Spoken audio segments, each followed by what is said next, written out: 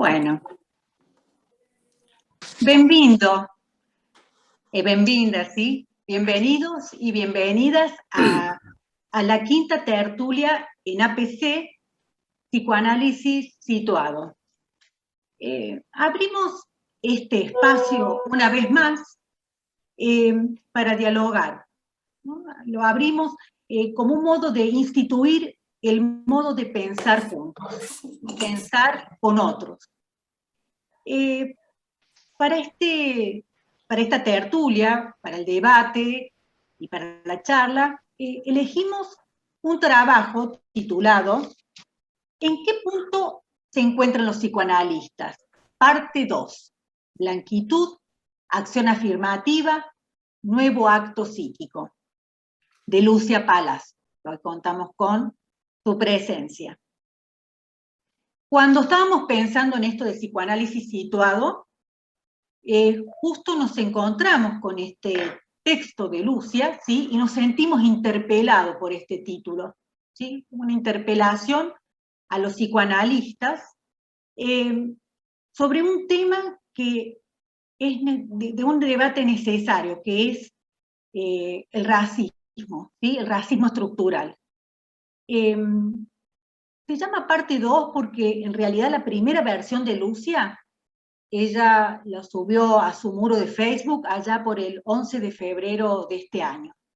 Y cuando lo leímos, nos impactó, nos inquietó, y dijimos, la invitamos, ¿no?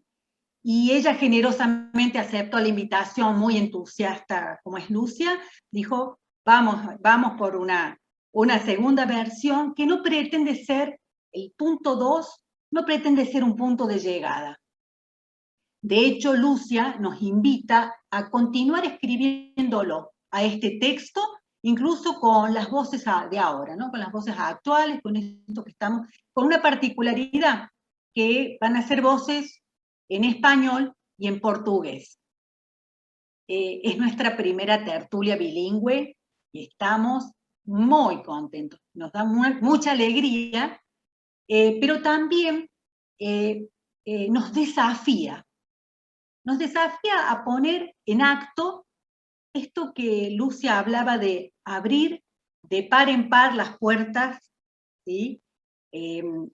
Hospitalariamente para recibir, para intercambiar, para interactuar con un otro, en este caso diferente en su lengua, ¿sí? Entonces nos encontramos de lenguas distintas, por eso también vamos a contar un poco con la asistencia de Walter Lisboa, a quien agradecemos también porque hizo la traducción al texto en español. Otros lenguajes también hoy nos inspiran a seguir pensando este tema.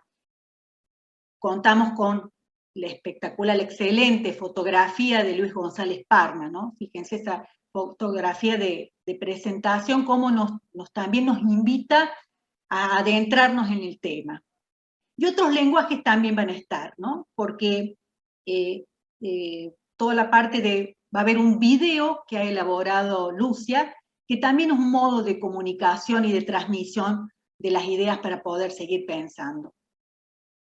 Entonces, en un primer momento de esta tertulia, vamos a ver el video.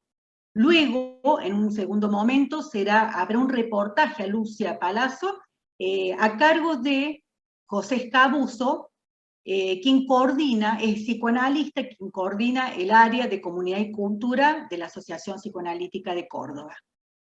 Y luego de esta entrevista, daremos la palabra a todos los asistentes para este desafío que nos proponía Lucia de continuar escribiendo, particularmente escribiendo de manera oral, este texto, ampliando, ¿sí? Y van a tener la palabra, van a poder escribir en el chat para preguntar, para hacer comentarios, o pedir la palabra también, que va a ser lindo escuchar los distintos colores de las voces de lo bilingüe, ¿no?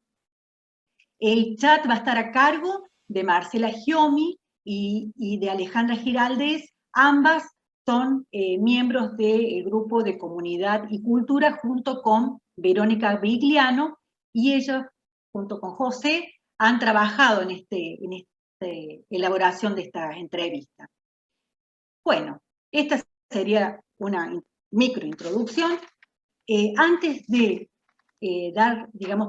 antes de ver el video, la voy a presentar a nuestra invitada de lujo, ¿sí? Que nos ha entusiasmado desde el minuto 1 que le invitamos. Lucia Palazzo es psicoanalista, presidente de la Sociedad Brasilera de Psicoanálisis de Río de Janeiro, es editora de publicaciones y comunicaciones de la Federación Psicoanalítica de América Latina, FEPAL, es editora de la sección Vórtice de Calibán, revista latinoamericana de psicoanálisis, es editora de la revista Intervalo Analítico de la Sociedad Brasilera de Psicoanálisis de Río de Janeiro, y miembro del colectivo Psicoanalistas Unidos por la Democracia. Bienvenida, Lúcia, te abrimos las puertas de par en par. Eu necessito falar para agradecer muitíssimo, porque é uma honra enorme e um presente. Não sei se vocês entendem, vou tentar falar despacio, mas é um presente, porque estamos sofrendo aqui no Brasil uma tortura diária, né, de problemas terríveis. E nesse sentido, né, com todo o trabalho, quando vocês convidam e me convidam a pensar, me dá um descanso, né, que eu posso parar para respirar, escrever, poder pensar aqui com vocês. Então, foi um presente para mim, porque eu pude, nesses momentos, vejam bem, hoje eu fiquei pensando o que eu vou dizer, né? Escrevi aqui mais não sei quantas páginas, não sei nem, enfim, o que dizer, né? Mas eu estou estimulada a estar aqui, porque o tema é dificílimo, delicadíssimo e tão grave para nós. Então, eu gostaria que vocês falassem sobre isso também, porque vai ser muito importante que eu possa ouvir, que nós possamos ouvir uns aos outros, nesse sentido, para que a gente consiga mudar alguma coisa, porque é urgente a mudança. As instituições precisam se abrir urgentemente. Então, quero agradecer muitíssimo a Mônica, uma companheira de muitos anos, Mariano, Eli comigo, né? Enfim, que também lutamos muito, sofremos, né? Porque a pandemia chegou, atravessou a gente, né, naquela situação toda, e que ela fez um trabalho espetacular e que teve que ser interrompido, mudou de rumo, né, mudou de prosa, como falamos aqui, né? E isso foi um choque para a gente, né? E a perda, os lutos, a Cristina com a gente, que é uma liderança enorme, né, que também deu força, nosso grupo, né, Beth Cimente, todos que estão aqui, Laura Veríssimo, que também está comigo há tanto tempo. Então, quero dizer a vocês que esse encontro aqui não é banal para mim, é muito afetivo. E me moveu mesmo e me deu muita alegria, né, esses meses aqui pensando, né, que bom, né, gostaria de estar presente ao vivo para falar com vocês, né? Então, é super emocionante para mim, sabe? E queria dizer a vocês o seguinte, não tenho respostas, né? Mas muitas perguntas, muitas dúvidas, né? E tensões que a gente vive, seria importante que a gente possa trocar aqui junto, né? Quero agradecer muito a presença também aqui da Eloá, Vai na Cidade, são as minhas amigas que estão nessa luta antirracista há muito tempo também, né? Não sei se tem mais alguém, tem a Samanta, quer dizer, são algumas pessoas que eu estou vendo, a Gisela, minha parceira, eu estou nomeando pessoas que eu estou vendo aqui agora, que vieram do Rio, né? Vamos dizer assim, a gente está fazendo essa viagem para Córdoba, né? E Cecília, Rodrigues, que também eu deixei um furo, né? Que, enfim, eu não pude estar presente quando fizemos as mesas, né? E que houve um problema familiar de Covid, e que os analistas passam por isso também, e que a gente não fala, né? A nossa dor, os nossos lutos, né? Tudo que nos atinge. Então, eu tive todo o companheirismo importante, né? Que eu quero agradecer publicamente. Vocês todos ajudaram que a gente chegasse a esse ponto. Em que ponto estamos, né? Que ponto estamos? Ou talvez a gente pudesse pensar em que ponto silenciamos, em que ponto abandonamos, né? Problemas, não nos ocupamos disso. Não sei se... Bom, enfim, então alguém falando aí. É o Pedro Gomes, que é ex-presidente, e que a partir da... Oi, Pedro. A gestão do Pedro foi fundamental para que a gente começasse esse debate lá na sociedade. Então, não sei se eu estou me estendendo demais agora, mas eu achei importante colocar aqui para vocês, né, que está sendo muito importante isso para a gente, principalmente porque vocês estão abrindo um espaço novo, né, para que a gente fale disso, né, e que a gente possa multiplicar, replicar essa experiência. Agradeço muito a todos vocês, Adriana Pontelli, o José, o Walter, Marcela, Leandro, vocês assim, tiveram um cuidado, né, para que a gente chegasse aqui hoje. Espero que a gente aproveite essa noite comigo pessoalmente também, agradeço muito. E vamos em frente, vamos ver o que a gente consegue produzir juntos aqui. Muito obrigada, muitas graças. Un gusto tenerte aquí con nosotros, Lucia. Bueno, ahora vamos a ver este video que ha preparado Lucia como apertura. Y también no quiero dejar de dar gracias a Fabiana Giomi, que es nuestra secretaria, que nos asiste todo el tiempo con estas cuestiones de las presentaciones. Fabiana, entonces, esperamos la reproducción del video, ¿puede ser?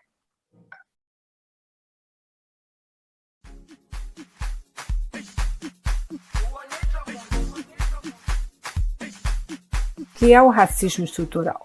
Todo racismo é sempre estrutural, ou seja, é um elemento que integra a organização econômica e política da sociedade brasileira. Ao contrário de um desvio, o racismo é uma manifestação normal da sociedade. O racismo fornece o sentido, a lógica e a tecnologia para as formas de desigualdade e violência que moldam as relações sociais, por Silvio Almeida. Os estudos críticos da branquitude surgiram na década de 90, nos Estados Unidos, como uma virada epistemológica nos estudos sobre raça e racismo.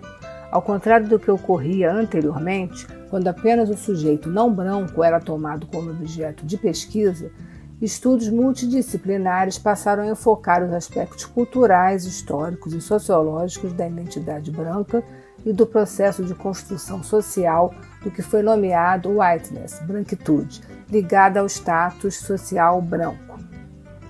Branquitude é uma identidade racial composta pela ideia de superioridade, universalidade, centralidade, norma e mérito. A branquitude é produto da história e é uma categoria relacional socialmente construída. A branquitude é um lugar de conforto, privilégio e de vantagem estrutural nas sociedades estruturadas pelo racismo. Branquitude é uma identidade não marcada e invisível. Outro conceito importante é o de outridade. Citando Grada Quilomba, o sujeito negro torna-se tela de projeção daquilo que o sujeito branco teme reconhecer sobre si mesmo. Isso permite que os sentimentos positivos em relação a si mesmo permaneçam intactos. Branquitude como a parte boa do ego, enquanto as manifestações da parte má são projetadas para o exterior e vistas como objetos externos e ruins. No mundo conceitual branco, o sujeito negro é identificado como objeto ruim, incorporando os aspectos que a sociedade branca tem reprimido e transformado em tabu, isto é, a agressividade e sexualidade.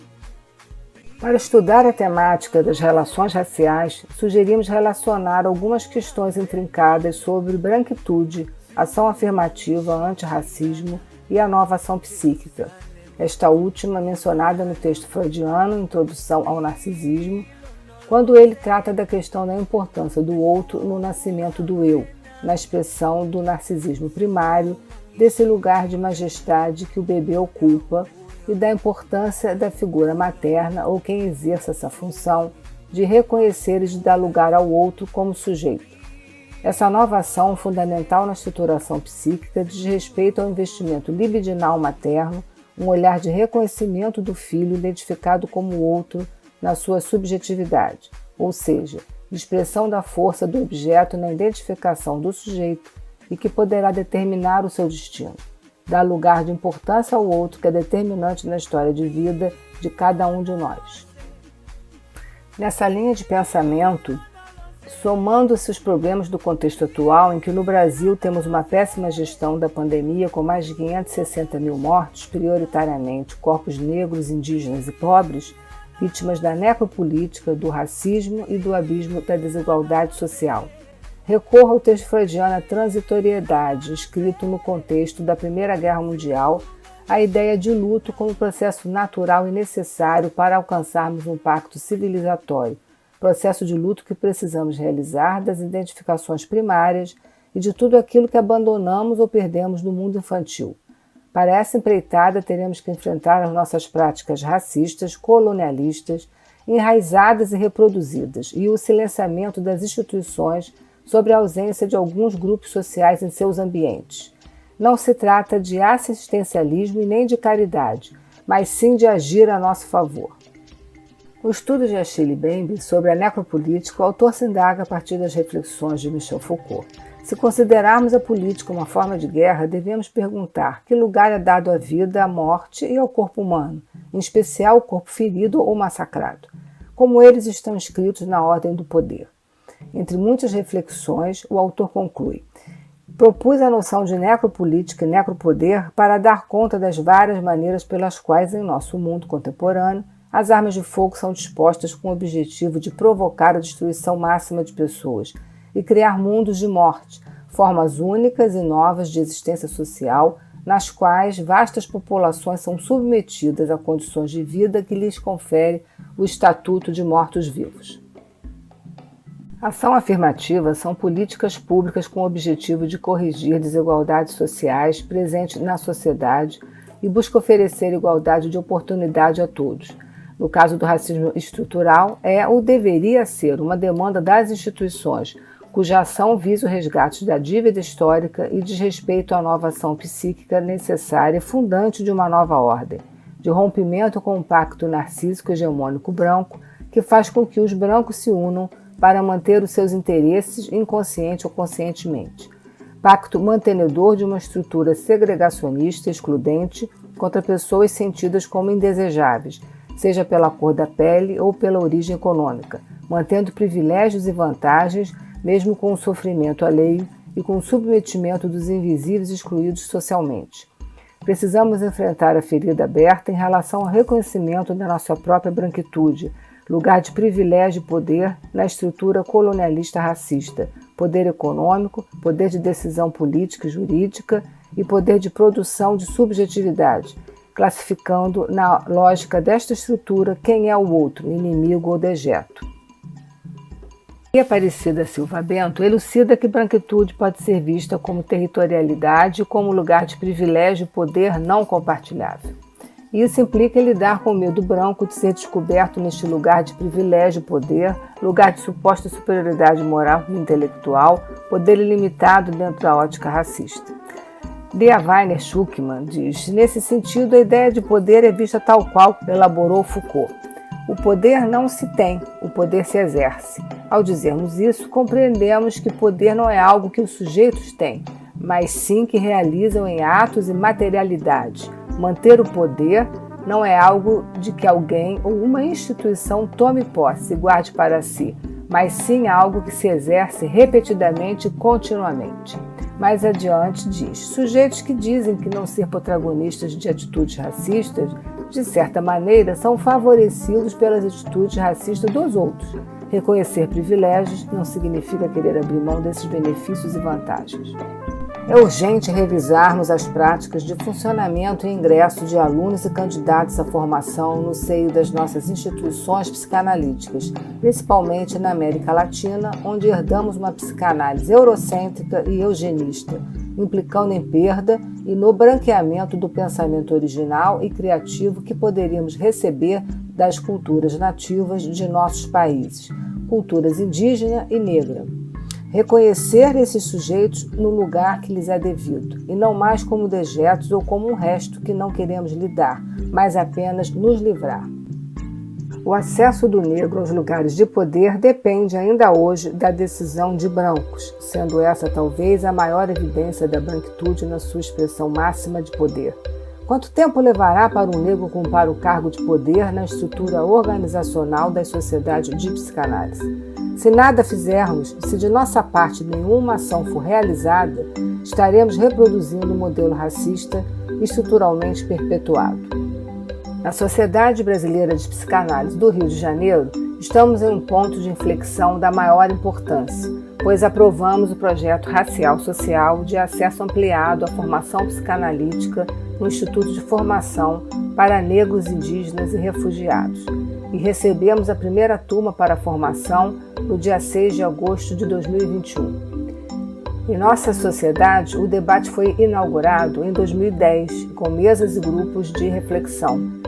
Fizemos uma caravana para a África em 2011, em parceria com o Ministério da Saúde de Moçambique.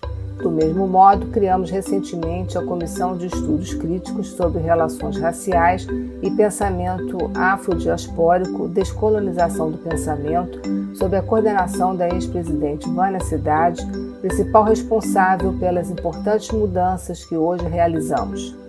Essa contribuição teórica fundamental deslocou o eixo central europeu para uma construção mais consistente das nossas bases fincadas na herança e conhecimento dos povos originários. A contribuição de Vânia tem a maior relevância e a nossa gratidão, pois é a mulher negra que chegou à presidência após 60 anos da fundação da nossa sociedade. Como sempre ela diz, uma irmã precisa conhecer a vida de outra irmã. Quero agradecer aos queridos companheiros de Córdoba o convite para participar deste encontro. Sem dúvida, amigos que tiveram a coragem de abrir as portas para acolher outros irmãos na luta e na vida. Muito obrigada.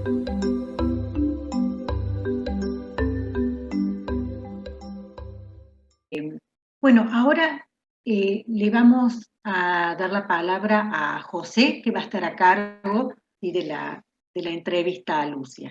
Te doy la palabra, José. Hola, buenas noches a todos.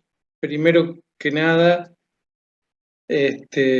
bueno, es un honor para mí estar en este lugar compartiendo con una persona con tanto compromiso con el psicoanálisis y con la problemática social. Por otro lado, agradecer a los miembros de APC, a la comisión directiva, a la presidenta Mónica Santolaya, a la coordinadora del área científica, a Adriana Pontelli, que es la encargada de organizar todo esto, de poder permitir que el APC pueda ser, que en el APC se puedan discutir todas estas temáticas, de algún modo ir construyendo nuestro nuevo rol activo dentro de la sociedad para poder ver cómo podemos influir en transformarla. Me parece eso muy importante. Y agradecer a mis compañeras del área de Comunidad y Cultura, Alejandra Giralde, Marcela Giome y Verónica Vigliano, que me ayudaron un poco a trabajar un poco el texto de Lucia. Lo primero que quería comentar es, bueno, cómo el texto potente, emotivo de Lucia, además, es claramente transformador. Y me parece, porque a mí particularmente, después de 2 o 3 encuentros con Lucia para acordar algunas cuestiones operativas, me cambió bastante el punto de mirada de la problemática. Yo estaba todo el tiempo pensando en preguntarle cómo íbamos a ir nosotros a trabajar a la comunidad. Y ella lo que de algún modo me empecé a preguntar es cómo nosotros vamos a recibir a la comunidad. Y la otra transformación que todavía no tengo ninguna respuesta, es cómo pensar la formación en institutos sobre estas temáticas. Si es solamente a través de currículum, de textos, o de cómo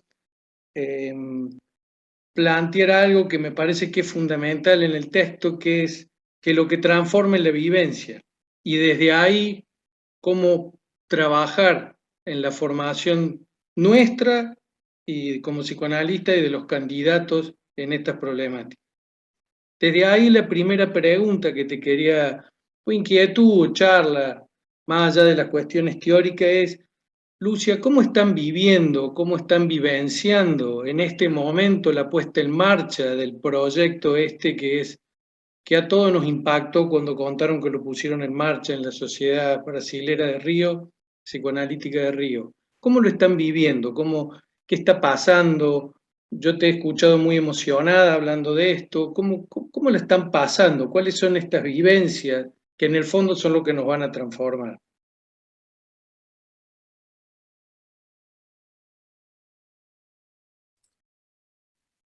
José, muito obrigada e graças pela interlocução, né, esse tempo todo que a gente tem tido, e que você falou que você mudou, né, deu um giro, vamos dizer assim, nesse pensamento, que eu também dei, né? Eu acho que essa que é a questão. Nós precisamos dar esse giro, porque estamos acostumados a sair, a fazer projetos, ir para a favela, ir para a comunidade, ir para, né, museu. Então, esse movimento para fora, a gente sabe fazer bem, mesmo que não demandem isso de nós, porque muitas vezes, né, isso não existe uma demanda externa, né? Às vezes saímos como se fôssemos os donos da verdade, sabemos e vamos ensinar e vamos dar aos outros alguma coisa. Então, é muito diferente quando a gente começa a pensar criticamente sobre essa questão, como receber alguém de fora, e isso internamente, porque não é só uma questão institucional, né? Institucional, os membros eles têm uma vida própria, então a instituição somos nós, né? Eu, você, José, né? Mônica, Cristina, então nós estamos aqui, cada um tendo que rever essas práticas racistas, né? Os nossos preconceitos, tudo aquilo que gera essa tensão frente a esse outro que geralmente a gente já recebe com uma certa repugnância, né? Porque a gente tem que admitir que o sujeito negro é visto até hoje como algo que é uma coisa que a gente vai se livrar, que não queremos estar junto, não valorizamos o saber dessas pessoas, e as instituições precisam ultrapassar esse preconceito e fazer toda uma autocrítica. Importante que nós, desde 2009, que o Pedro Gomes está aqui, inclusive, né, e com todos os presidentes que, enfim, tiveram várias gestões, né, o Pedro, Bernard, Miguel Calmon, Vânia Cidade, que foi fundamental, né, Ana Sabrosa, agora que também fez a comissão, né, constituiu na gestão dela essa comissão. Quer dizer, todos os trabalhos que estamos fazendo há muitos anos, né, com práticas extramuros, que extramuros, para mim, também já é algo preconceituoso, né, porque pensamos em muros. Quer dizer, a gente já pensa extramuros como se fosse um muro Trump, né? Vamos dizer, vamos botar o muro, vamos pular o muro. Então, a gente tem que derrubar essa ideia de muro, né? Quer dizer, essa extensão, que eu acho um termo, acho que mais adequado, né? Vamos dizer assim. Não sei se vocês estão me acompanhando, mas o Walter está aqui para me ajudar, né? Mas eu acho que é importante a gente pensar essa extensão, né, como esse enlace que precisamos ter, mas não só para dar alguma coisa, mas para receber de verdade, né? Então, essa é uma virada crítica que precisamos fazer. Lá na sociedade, né, aqui, alguns membros estão aqui, vão poder falar também, nós temos vários projetos que no início, não vamos dizer assim, não tinha muita... As pessoas tinham um certo preconceito também, não é a psicanálise, né? Isso não é psicanálise, porque a psicanálise pura é a clínica em consultório, né? Então, eu acho interessante como se isso fosse dissociado, né? E não algo que o tempo todo nos interpela e que nós temos que trocar. Então, acho que foi um caminho interno nosso, vamos dizer assim, fazer com que esses projetos tomassem corpo e que os membros pudessem aderir a eles. Isso é também uma luta política, né? Podemos pensar por que havia antes uma política de silenciamento e uma política de exclusão, né? Porque também há uma outra crítica, né? Psicanalista não fala de política, psicanalista não pode ter que ser neutro. Essa neutralidade que eu não sei de onde que tiraram nesse sentido, porque Freud, em 1918, já falava sobre esses projetos e as clínicas públicas. Lúcia, una pregunta más y después dejo al público, porque si no se nos va a ir el tiempo, lamentablemente. Tengo como 10, pero por lo menos una. Tomando el concepto de blanquitud y de racismo estructural, vos desarrollas esto tomando conceptos no psicoanalíticos, ¿no? O sea, tomado que vienen de otras áreas, pensaba lo importante que es, lo importante que es abrirnos como psicoanalista a otros conceptos para dar a veces respuesta a algunas cuestiones. Ahora, ¿cómo jugó el pacto narcisista hegemónico de nosotros los psicoanalistas para poder trabajar con estos conceptos? ¿Sí? Porque podríamos hablar el pacto narcisista hegemónico blanco, pero también a veces el pacto narcisista hegemónico de los psicoanalistas, que a veces nos quedamos como encerrados sin poder abrirnos a otros conceptos, a otras ideas. ¿Se entiende más o menos? Vamos dialogar. Acho que é importante isso que você traz, né, para pensarmos, dentro da linha do que eu estava falando. Acho que a sua pergunta dá uma continuidade nesse pensamento, não é? Porque todas as pessoas que trabalham em projetos que estamos fora, né, vamos dizer assim, extramuros, extensão, essas pessoas fizeram uma tensão dentro do nosso, ali da sociedade, né? Então, trouxeram questões e, com o tempo, né, esses anos todos, o Ney Marinho também, esqueci que é outro, enfim, tem várias figuras e vários analistas que trouxeram todos esses questionamentos e fizemos muitos congressos, muitas mesas, simpósios. Então, essas questões já vêm sendo ventiladas e trabalhadas há muitos anos, mas não houve uma virada como agora está havendo, né? Então, acho que isso que é importante a gente poder pensar, né? Que internamente, cada um de nós também tem uma trajetória, uma história de vida. Eu, por exemplo, a minha família, eu fui criada ouvindo coisas racistas, né? Então, a gente tem que saber que dentro de nós precisamos combater esse racismo, né? E vermos que nós somos brancos, né? A branquitude tem a ver com essa racialização, né? Dá esse giro que a gente não vai estar preocupado com o negro. Isso não é problema do sujeito negro, é problema do branco. Isso é problema nosso.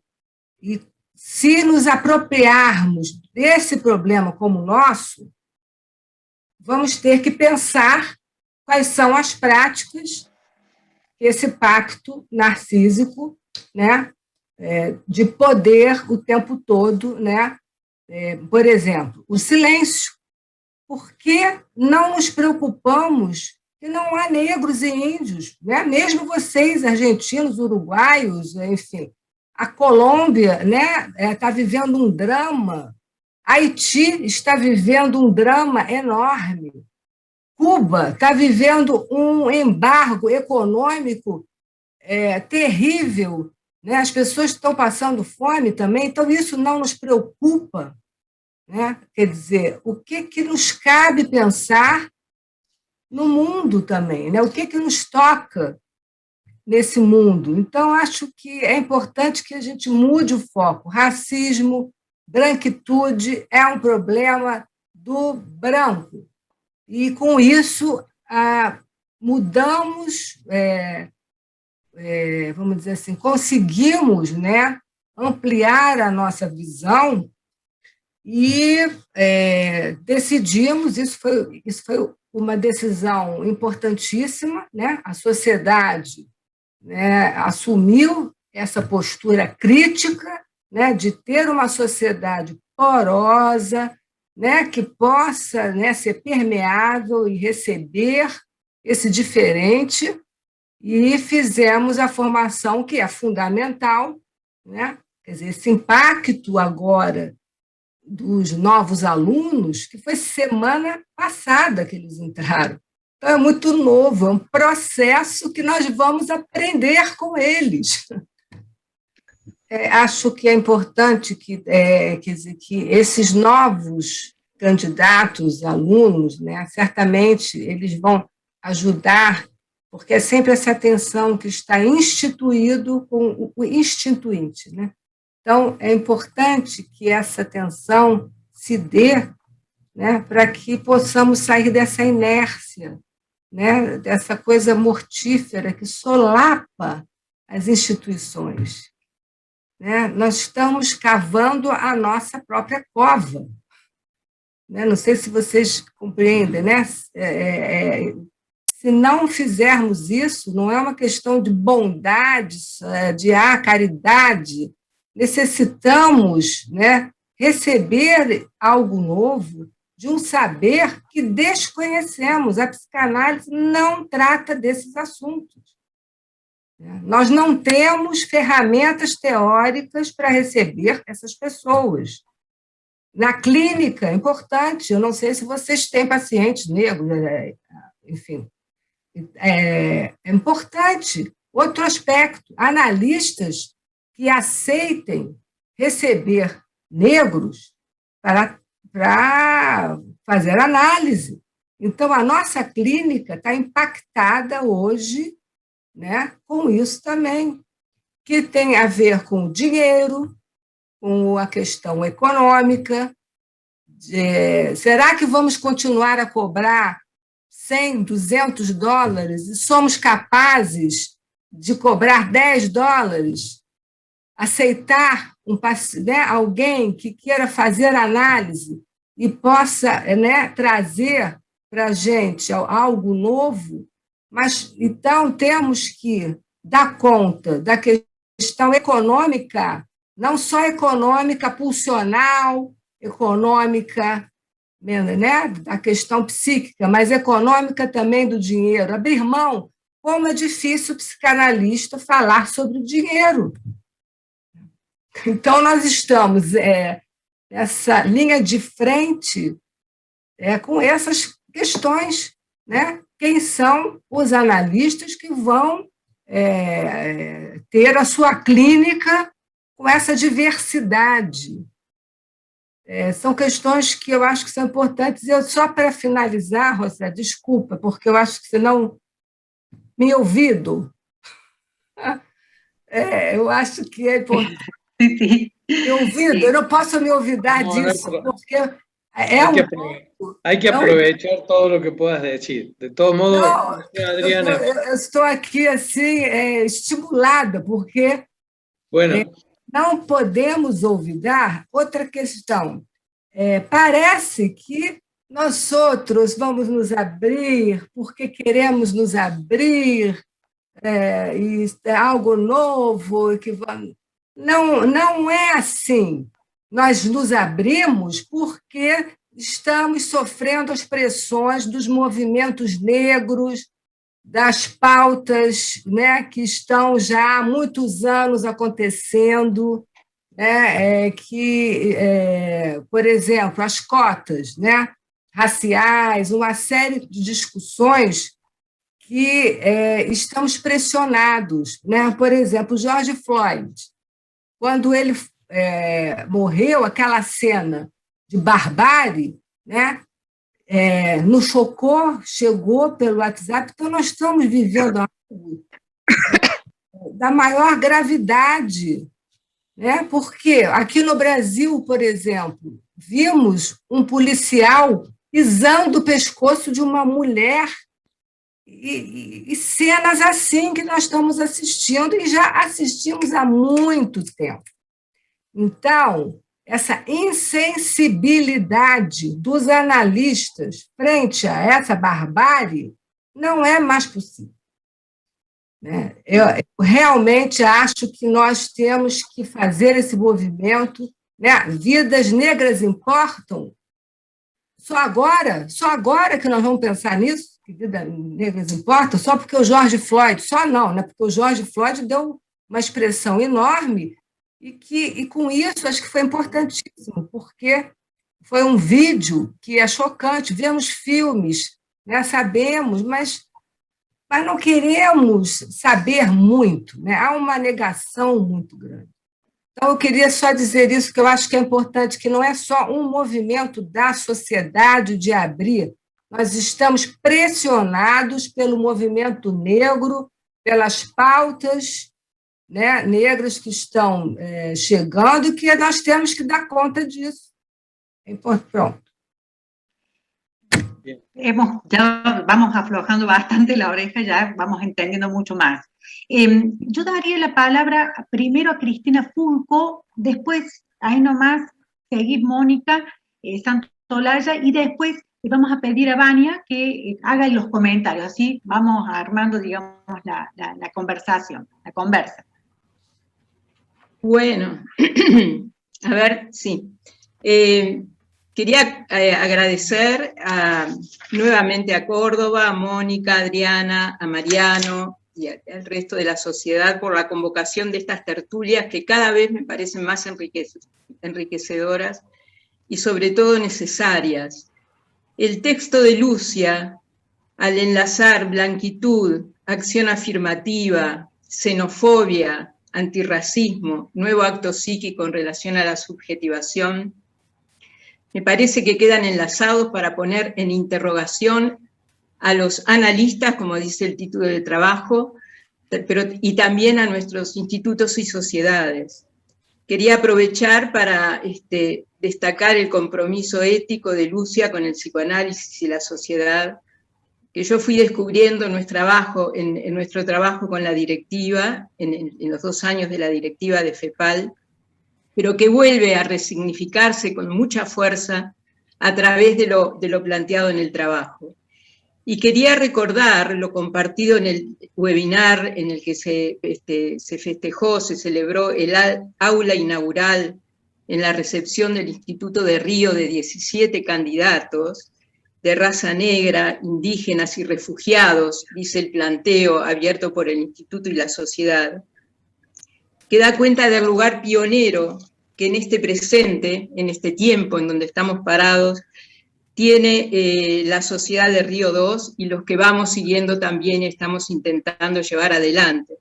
Porque fundamentalmente me parece de tal relevancia esto que ha sucedido y esto que llevan adelante, sobre algo largamente denunciado en congresos, precongresos, congresos didácticos, sobre la integración elitista de las sociedades de IPA y FEPAL en relación a la no integración de personas de raza negra, de personas indígenas, como siempre digo, de la costa del Pacífico, o sea, de una desmentida mantenida a lo largo del tiempo, donde desde el punto de vista de Manoní, la desmentida, donde ya lo sé, pero aún así parece que eso se escucha y se archiva en los cajones y se sigue de largo.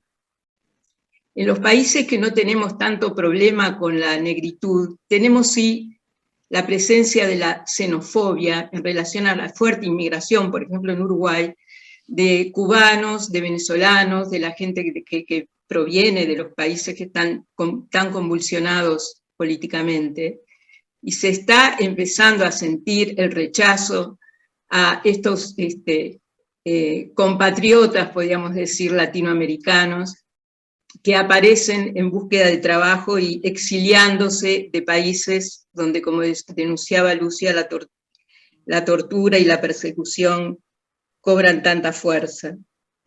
Ese es uno de los puntos. El otro que decía, que me parece importante, y ya termino acá, esto en relación al problema de la xenofobia, ¿no? Que centrado en Brasil, en la problemática con la negritud y con el racismo estructural. Lo otro que viene circulando y que yo diría es un llamado también a todos los institutos y sociedades, es la importancia de la reforma en este tiempo y en este presente de los planes de estudio, muchos de estos ya lo saben, de los institutos para la integración de seminarios curriculares para los analistas en formación, seminarios curriculares para el trabajo en la comunidad.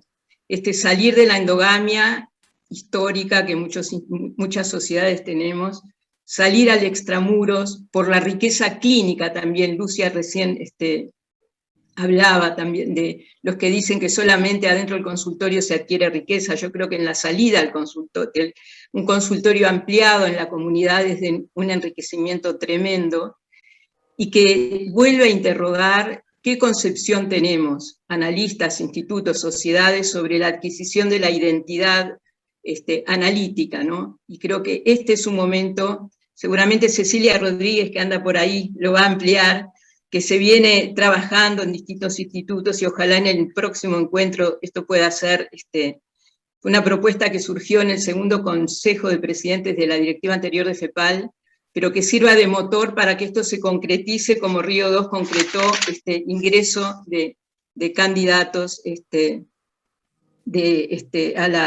con bolsas y con becas, porque nosotros también, como decía Freud lo decía en aquellos tiempos, usó la palabra elite, ¿no? Nuestras sociedades son elitistas, trabajamos, y cada vez más, y es lo que a mí me preocupa y lo he repetido varias veces, por lo menos acá en el Uruguay, con las clases altas de nuestras sociedades.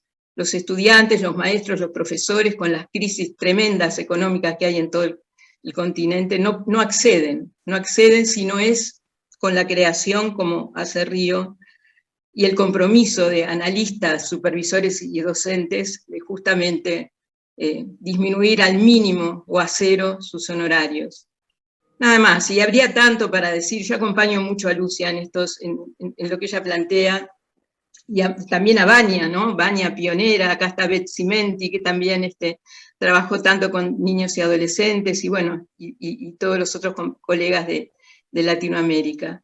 Entonces, a seguir, yo diría, no sé si con las tertulias de Córdoba, pero a seguir en nuestras sociedades e institutos, pensando y sobre todo llevándolo a la acción. Yo le decía en un mail que le mandé a Lucia, terminar con el bla bla bla que muchas veces asumimos de denunciar y de compromisos, pero que después quedan archivados y no pasan a la acción. Río 2 pasó a la acción y creo que es un paso a seguir.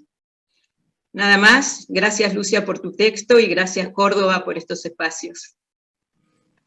Muchas gracias.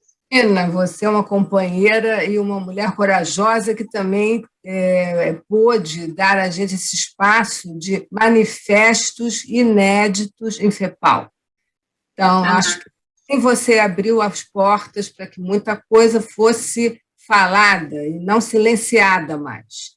Isso há que ter coragem, né? Eu acho que é importante o que você também fez conosco, todo o grupo, que estávamos juntos, mas certamente é uma decisão política, né? É a materialidade da coisa, quer dizer, pôde acontecer porque houve uma decisão, né? Então, agradeço muito também ter trabajado con você, con certeza. Sí, y quería decir solamente una frase más, estos 4 o 5 manifiestos, ¿no?, que nosotros fuimos sacando.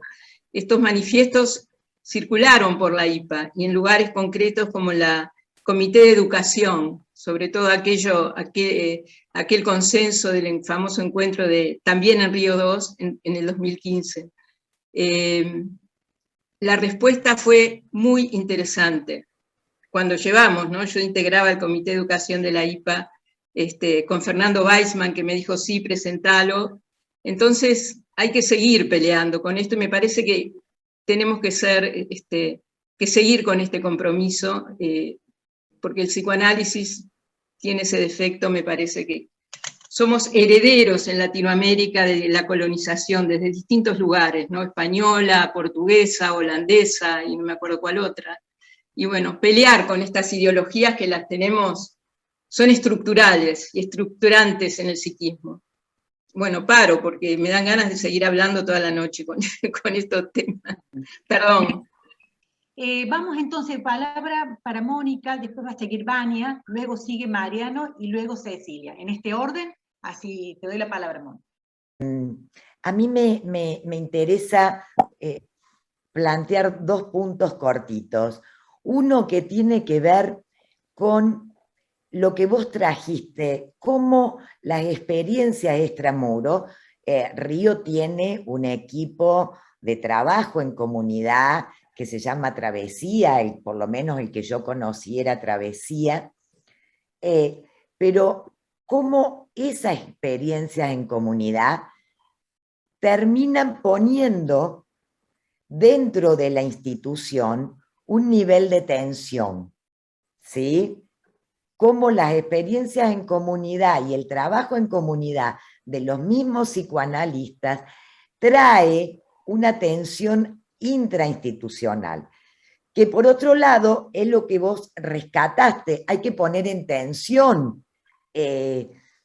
digamos, esta cuestión es de la blanquitud o el racismo estructural. Por otro lado, creo que el tema de la blanquitud nos pone a todos a pensar en algo que es las propias identificaciones colectivas con los ámbitos de poder. En ese sentido, me parece que hace falta incluir o ampliar lo que hemos estudiado y pensado acerca de las identificaciones. Creo que es un punto nodal por el cual nos deberíamos meter. Bueno, estos 2 puntos, la importancia del trabajo que vos le has llamado extramuro, ¿sí?, la importancia de ese trabajo, no tanto para pensar qué vamos a llevar, sino cómo nos va a transformar. ¿Qué lugar le vamos a dar dentro de las instituciones a ese trabajo? Porque ese trabajo, por ejemplo, no está reconocido como intervenciones psicoanalíticas. A la hora de supervisar, las supervisiones del training de un psicoanalista son el trabajo en consultorio. Entonces, yo creo que esto es una paradoja en la que estamos parados, que por lo menos la tenemos que pensar. Y el otro punto, estoy resumiendo lo que dije, el otro punto es cómo vamos a hacer para ampliar y retrabajar los conceptos de identificación, que creo que no es menor en este tema, en el tema de la blanquitud. Bueno, eso, gracias. Bien. Tânia, te doy la palavra. Boa noite para todos e todas.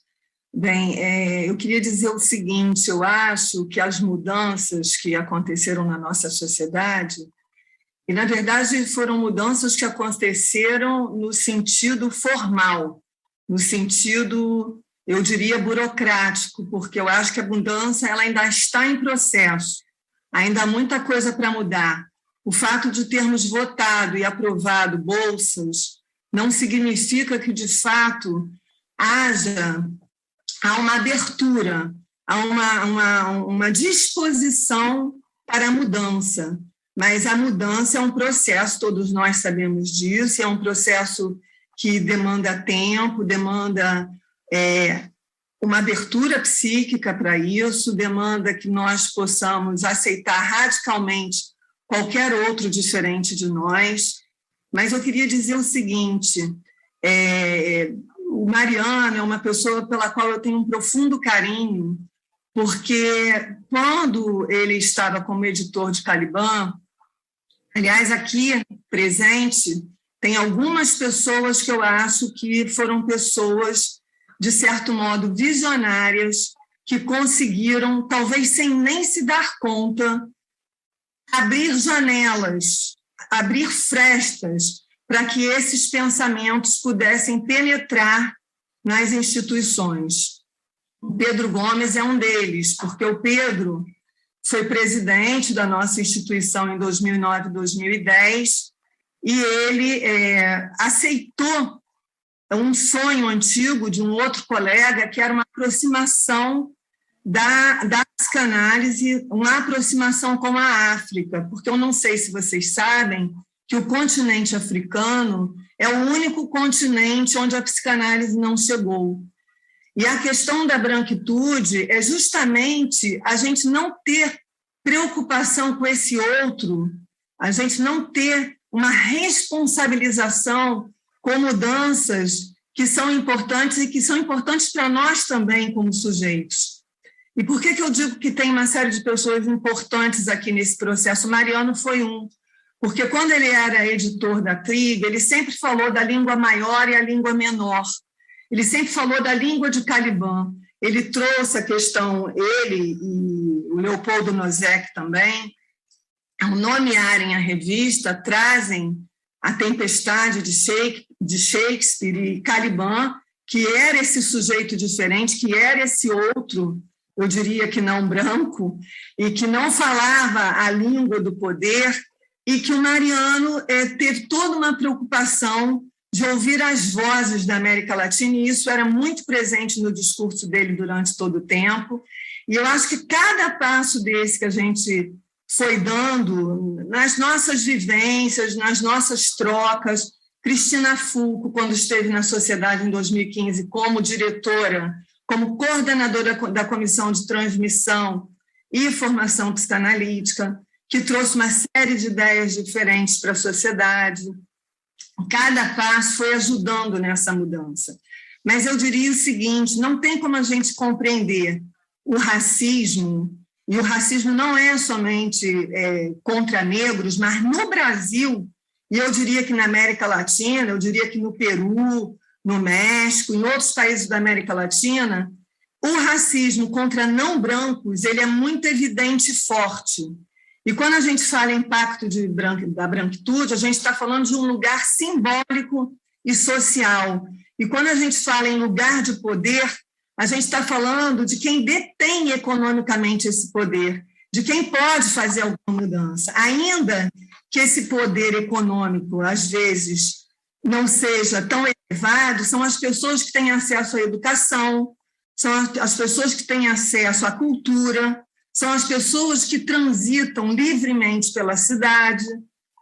E se essas pessoas nunca têm a preocupação com esse outro que está fora, e eu acho que nunca houve essa preocupação, e eu acho que a minha sociedade ela passou a ter, porque isso era um incômodo para mim desde que eu entrei, porque eu não via a minha gente lá dentro, porque eu não via as pessoas iguais a mim lá dentro. Então, sempre foi algo que antes eu falava na surdina, eu falava para os próximos, porque era incômodo para muita gente me ouvir falar disso. Até isso poder se tornar algo institucional, é porque teve várias vozes se somando à minha voz para poder tirar essa mordaça. O que me faz assim, ter um espanto enorme, porque nós somos psicanalistas, a gente ouve o tempo todo sofrimento psíquico, e, no entanto, eu estava numa instituição completamente branca e as pessoas não podiam me ouvir falar disso.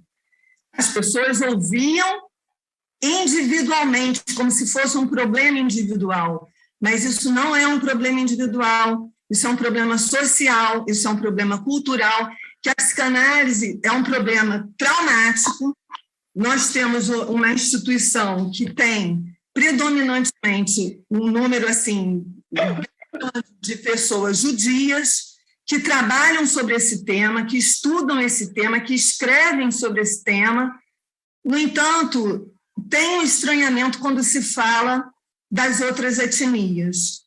Então, eu acho importante, eu vou finalizar, dizer que todos esses trabalhos que a gente vem fazendo há mais de 10 anos, em vários espaços, eles foram abrindo caminho para que a gente chegasse hoje e pudesse instituir isso na sociedade, mas isso é um processo que ainda está a caminho, não é uma coisa que... alguém perguntou, eu acho que foi o José, como está sendo a chegada dessas pessoas. Essas pessoas chegaram no dia 6 de agosto, não tem nem um mês. Eu acho que foi uma emoção para todo mundo receber essas pessoas. Para mim, foi um momento assim, eu diria, foi a primeira vez que eu vi pessoas como eu num espaço psicanalítico, dentro do meu espaço psicanalítico. Então, realmente foi uma emoção muito grande, mas é algo que ainda está em processo. Isso da cá faz parte do processo. Continuar discutindo faz parte do processo. Bueno, realmente este tema nos apasiona tanto, ¿sí? Que realmente se nota que hay toda una emoción puesta en esto, ¿no? Bien, damos la palabra a Mariano y después a Cecilia. Estoy muy contento de que sea la sociedad a la que pertenezco que le abra un espacio a Brasil. No es habitual, no es común, no es fácil para los hispanoparlantes hacerle un espacio a Brasil por una historia de prejuicios, y me hace muy feliz escucharlas a ustedes aquí en este lugar virtual. Y la sensación que tengo es que escuchándola a Lucia y a quienes hablan detrás de Lucia, a Vania, y luego a toda la turma de Río, nos dan como una lección de coraje, ¿no? Y el coraje es una virtud que no abunda entre los analistas, a mi criterio. Yo creo que a veces apelamos a la neutralidad para no jugarnos, y yo creo que el análisis contra lo que se piensa es un oficio peligroso, es un oficio que lidia todo el tiempo con el riesgo, y que es bueno tomar ese guante, y me parece que en Río lo han tomado, y nos dan como una lección de coraje. Pero yo pensaba, esta hospitalidad que la sociedad de Río le ofrece a los negros, y me parece que va más allá de cualquier generosidad. O sea, tiene un costado que tiene que ver con una reparación histórica, con ética, con valores de quienes lucharon por esto. Pero me parece que eso ser hospitalario con lo distinto, para nosotros lo negro, la negritud, las personas negras, no forman parte de nuestra realidad cotidiana como en Río, pero uno podría poner en lo distinto otras cosas. Uno podría poner lo queer, uno podría poner lo negro. En otra época, no en nuestras sociedades, porque ya ha dejado de ser una minoría eso, uno podría haber puesto lo judío. Uno podría poner incluso lo no médico o no psicólogo, o sea, las disciplinas fuera del mainstream. Me parece que la hospitalidad hacia eso nos permite identificarnos con eso que encarna el negro, por tomar el proyecto de Río. Y me parece que eso, más allá de las buenas razones que nos hacen dormir tranquilos a la noche y nos hacen sentirnos orgullosos, nos rescata como analistas, porque los analistas surgimos de ahí. Los analistas inicialmente éramos un movimiento de desclasados, de marginados de la ciencia, de marginados de las instituciones, de las universidades. Era un grupo de judíos en una época donde el nazismo en Europa era prevalente. Era un grupo de descastados y desclasados, como bien pueden ser hoy en día los negros o distintos grupos que pongamos en su lugar. En otro lugar podrán ser los palestinos, en otro lugar podrán ser los homosexuales, no importa, uno puede poner muchas categorías ahí. Y me parece que en la evolución de nuestra profesión, en determinado momento nos extraviamos. En vez de asumirnos como extranjeros, descastados, un poco foráneos siempre por estructura, nos identificamos con los grandes doctores, los grandes profesores, nos identificamos, y a mí me parece que algo del psicoanálisis se perdió en ese punto. Los psicoanalistas éramos locos, éramos histéricos, por eso Freud inventó lo que inventó, identificándose con los pacientes a los que escuchaba.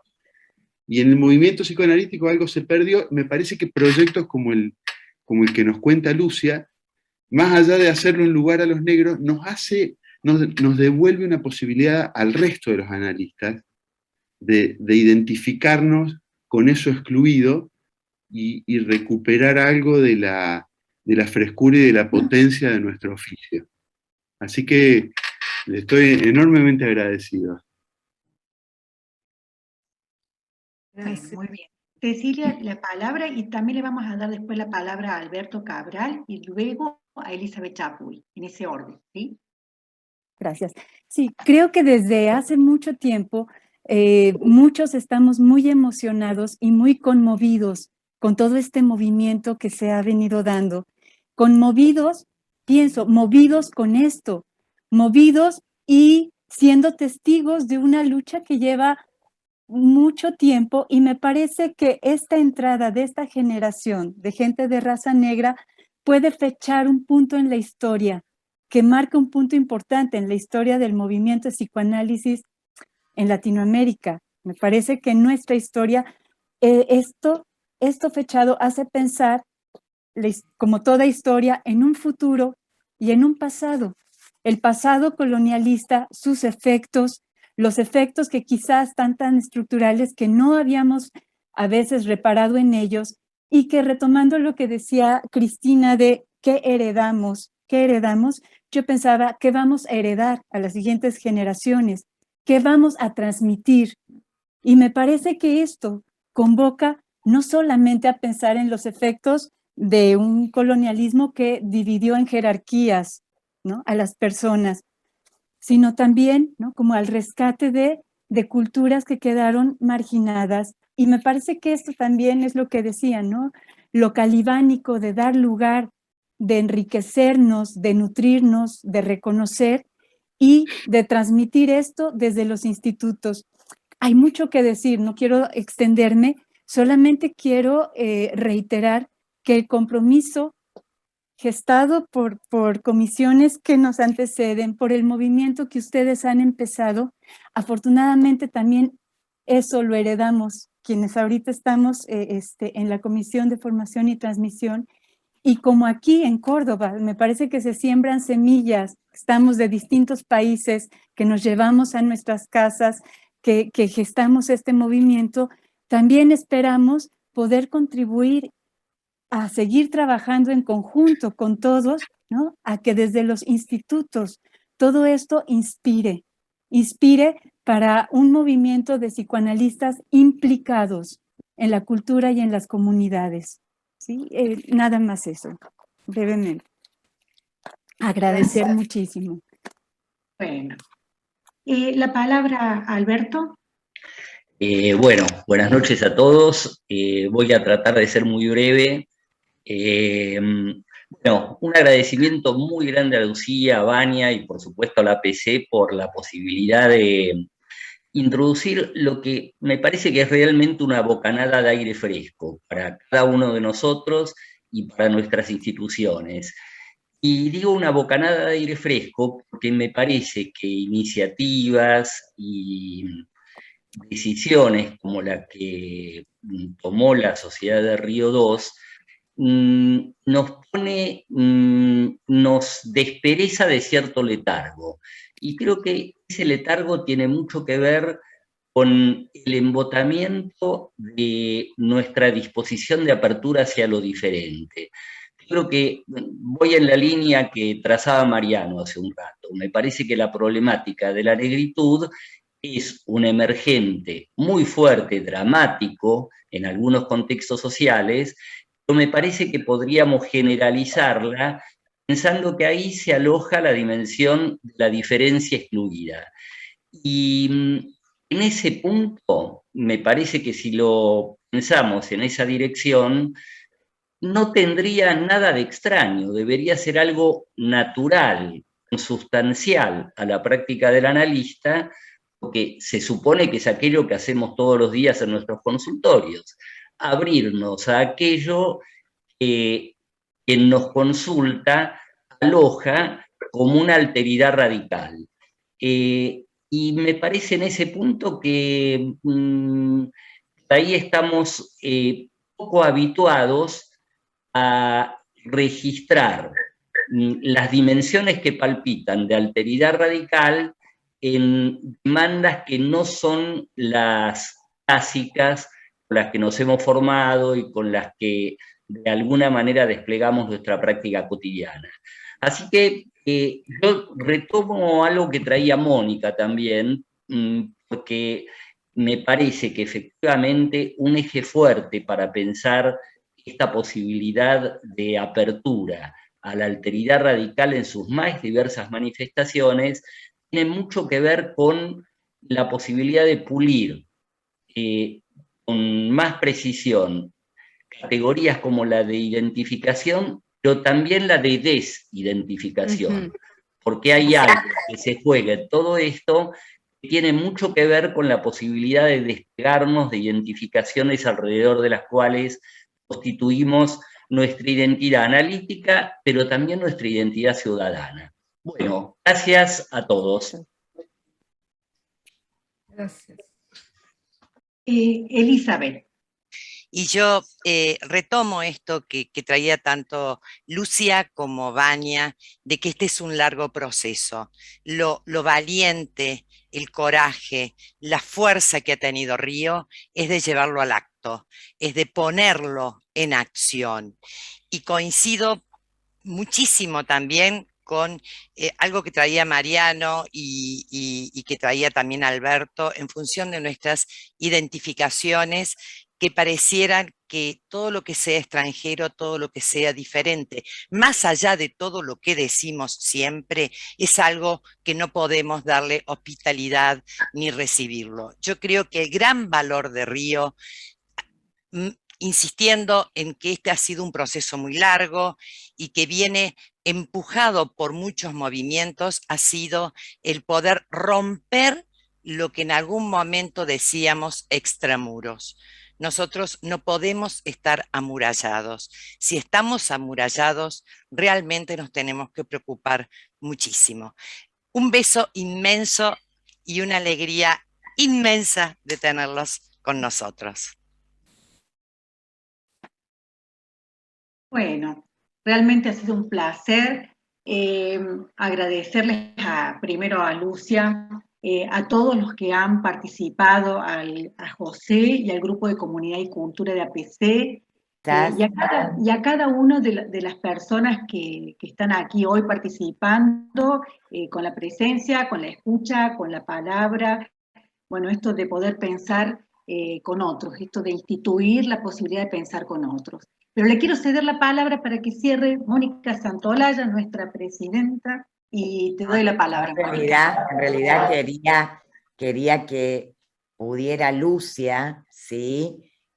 Con la ayuda de Walter, como recoger estos distintos comentarios y relanzarlos. O sea, lejos de cerrar, yo preferiría que fuera Lucia recogiendo los comentarios, ¿sí? que han ido transcurriendo, y que Walter la pueda ir asistiendo en bloquecitos cortitos, así, con eso, digamos, en esta traducción que no ha sido simultánea, ha sido sucesiva, porque no se trata de anular la diferencia idiomática, hacerla simultánea de alguna manera la hace más fácil, pero también anula esta diferencia.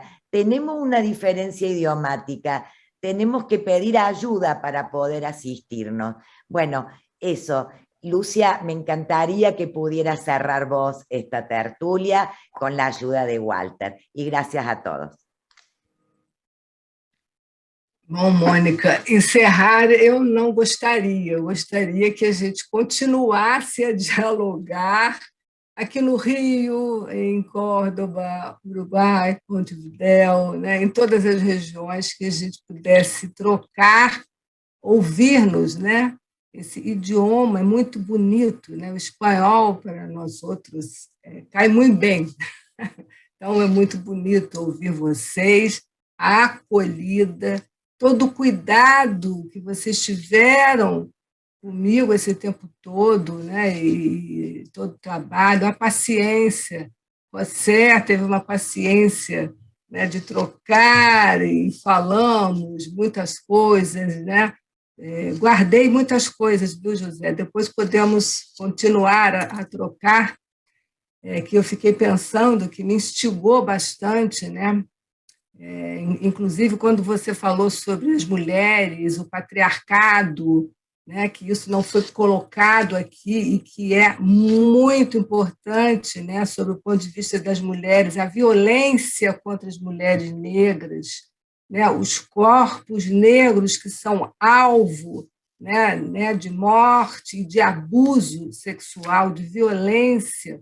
Então, muitos temas ainda temos que tratar. As infâncias, né, as crianças que somem, são roubadas e a gente não sabe, né? Aqui no Brasil tem algumas questões assim. Mas, para finalizar, né, que eu sei que já está na hora, eu pensei em várias coisas, anotei muitas, mas não vou poder falar, então pego o que a Mônica trouxe, que eu acho que é muito importante, que Mariano falou, Alberto trouxe, e que eu acho que a gente vive esse paradoxo mesmo, né? Dentro, né, a gente fica com um discurso único, né, hegemônico também, e como se esse trabalho fora fosse marginal. Então, há, né, algo muito sério que precisamos, né, incluir também o trabalho, né, de todos esses grupos, né, esses discursos. Eu acho que é importante que a gente tenha claro que não existe um discurso único, né, uma psicanálise única, né, que nós temos que poder ouvir o que essas pessoas estão trazendo, outros discursos. Então, acho que essa troca, né, é tão fundamental e todos têm direito à psicanálise. A gente teria que pensar muito nisso, né? Todos têm direito à saúde, à psicanálise também, né? Gestão pública, né? Podemos influenciar, né, as políticas públicas, estar mais presente nesse espaço social que nós estamos vendo a desconstrução, a destruição, né, das instituições.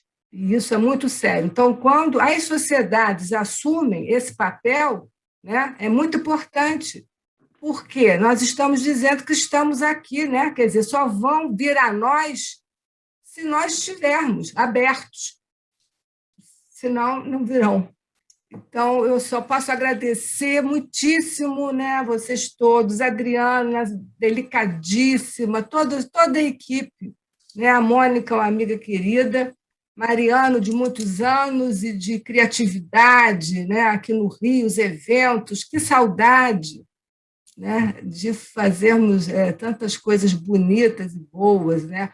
O Palma também, que aquela imagem que ele trouxe, linda, né? Que eu também nem falei disso, que não deu tempo, mas essa imagem de uma mirada crítica, né?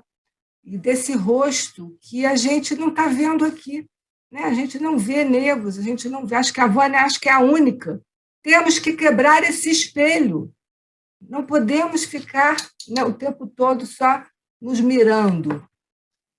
Não sei se eu fui... Mas, enfim, só posso agradecer muito, muito, muito, muito e mandar um beijo. Espero que em breve possamos estar ao vivo para poder fazer uma festa, como falamos aqui no Rio, né? Precisamos fazer. Está tudo muito triste, tudo muito triste, mas esses momentos são de alegria, de afeto, que eu agradeço muito. Muito obrigada a todos que estão aquí com paciência para oír o portugués. Excelente tertulia, y bueno, los esperamos en el próximo tercer martes del próximo mes, así que ya les estaremos dando las invitaciones. Bueno, realmente una alegría, un gusto, y bueno, damos por cerrada esta tertulia. Muchas gracias a todos.